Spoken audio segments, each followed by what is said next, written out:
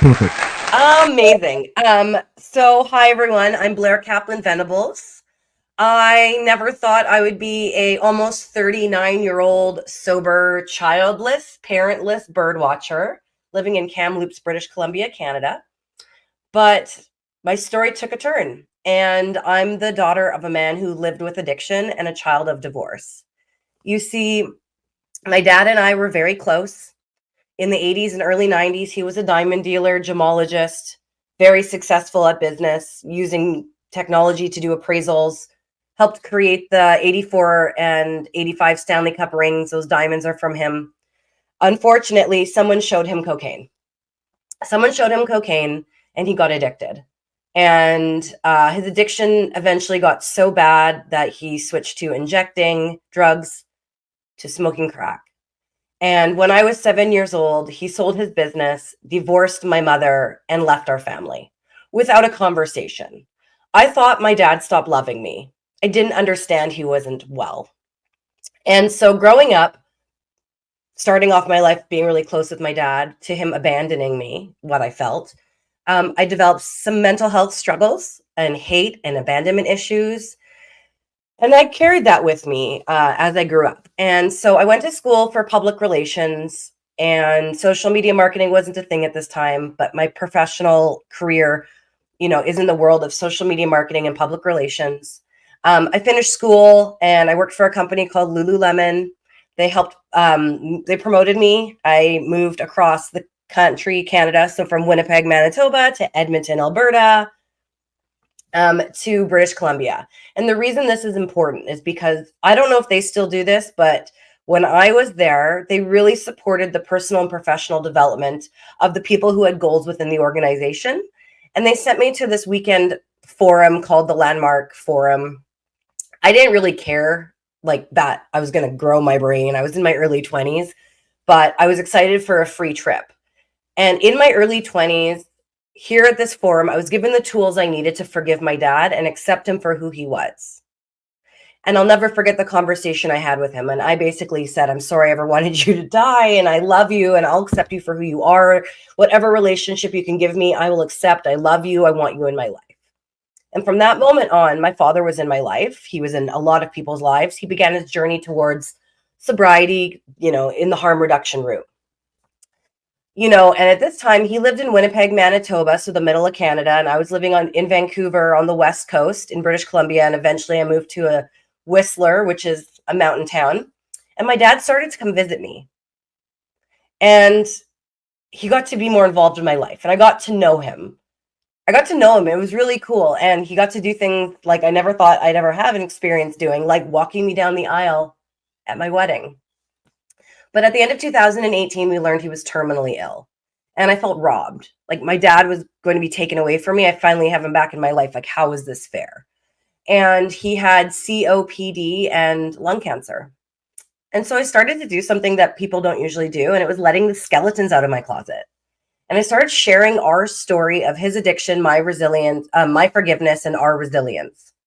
And our story was inspiring people to share their story with us, to fix relationships in their life, to choose sobriety, to get counseling or therapy.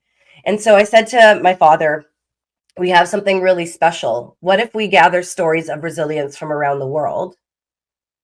And we put them in a book, and we bookend it with your story at the beginning and mine at the end, because our story is helping people. So how can we still help people once you're no longer here? And so we started in March 2019, the Global Resilience Project. And little did I know I would be tested about how resilient I really was, or am. I guess I still am resilient.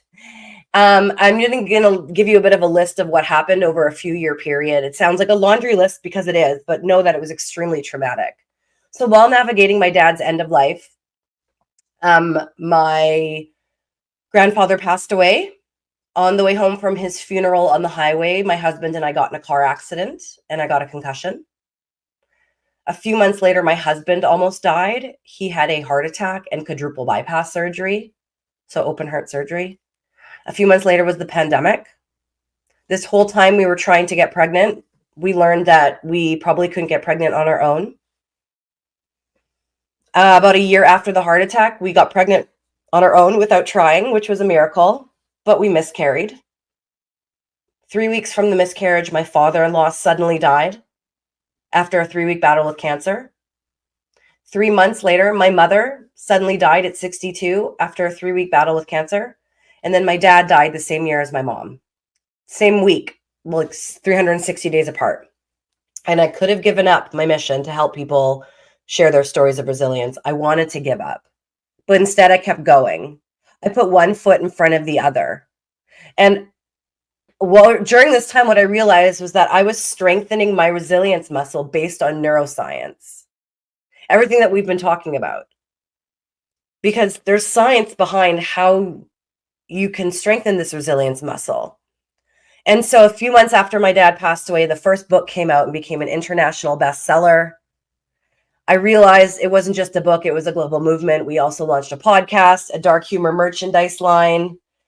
We also launched, we put on events around the world. We became a social enterprise. We helped open a children's center for at-risk youth in Ghana, Africa.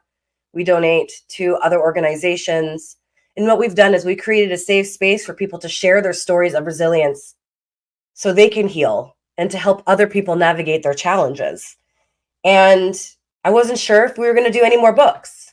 But a few months after that book came out, my mom came to me in my dream and she was telling me how proud she was of me. And I was getting ready to put out my second book. So I woke up and I was like, let's do it. And in March, the second book came out. I don't know how to show it here. I can't. It's called Resilient AF. It's on my shirt. And it became an international bestseller. And so we're working on our third book. But the biggest lesson of all this was we have a resilience muscle. We all have one. It's this invisible fiber that runs through everything in us. And like any muscle, it requires exercise to be stronger so that when you need to use it, you have that strength. And that there are things you can do based on science, neuroscience, to strengthen that muscle. And I've been doing some of that well before I even knew my life was going to fall apart. And there's some things that I do every day that are a practice. And there's 5 secrets. And I don't know how much time we have today, but one of them that I want to echo that we just spoke about, gratitude. Gratitude is so important. And I want to kind of play off of what we just talked about with Jillian, but there's a specific practice of gratitude. And if you do it this way, it actually changes the neural pathways in your brain to see the world in a more positive way. And I learned this in 2016 from Sean Acor. He is of the Happiness Advantage. And what he said was that if you practice gratitude at the exact same time every single day, and you do this for at least 21 days, and you list 3 things you're grateful for from the past 24 hours, the neural pathways in your brain get rewired so that you see the world in a more positive way. And I was like, oh, that seems too easy. And so I pulled out my phone. I chose 9 p.m. I set an alarm, called it the gratitude alarm, and it's been going off every single day since 2016. You can do this at any time of the day. You can maybe put it with a ritual, like dinner, like, habit stacking, first thing in the morning. I like to do it at the end of my day. I go to bed early. If I've had a bad day, it forces me to think about 3 things I'm grateful for. And I just want to say like how powerful it is. My mom learned she had cancer. She was told, you're going to be fine, Sharon. And then she wasn't feeling good and like couldn't breathe. And she went into the hospital and they examined her and they said, your body's covered in tumors. You have 2 weeks left to live. She died 3 days later. The day she went to sleep her final time, me, my sister, and my mom were sitting in her room and we did our gratitude practice. My sister went, I went, and then my mom went. And what she said was, I'm grateful for you, you, and you.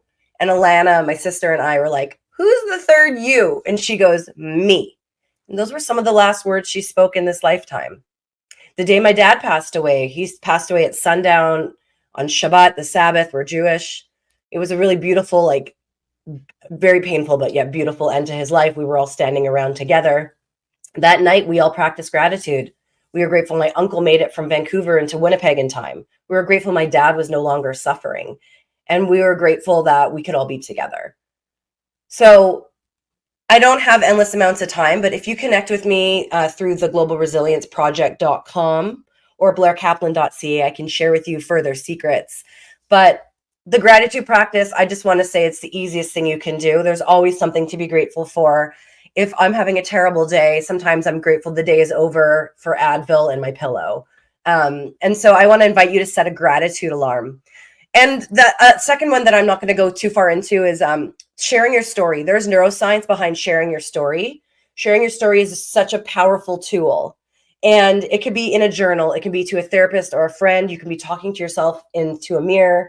But if you have a story and you're in a place of a scar, not an open wound in the heart or physically, I want to invite you to share your story with us, because we believe every story deserves to get told, because we want to create that safe space in this world for people to share their stories, to help themselves heal, but to help others navigate their challenges. And our biggest mission here is to empower 88 million people to strengthen their resilience muscle by August 2025. And this last week was absolutely phenomenal. Our episode 3 on the show, My Story, is officially out on Amazon Prime, Apple TV Plus, and Google Play, which actually tips us over our goals. So this week I achieved that goal a year and a bit early, which is great. I love being early. And I got booked to do a TED Talk in October, with the theme being rethinking resilience. So setting goals is important, and I'm here to turn my pain into purpose. Woo! Well done. Sweet, Blair. That's awesome.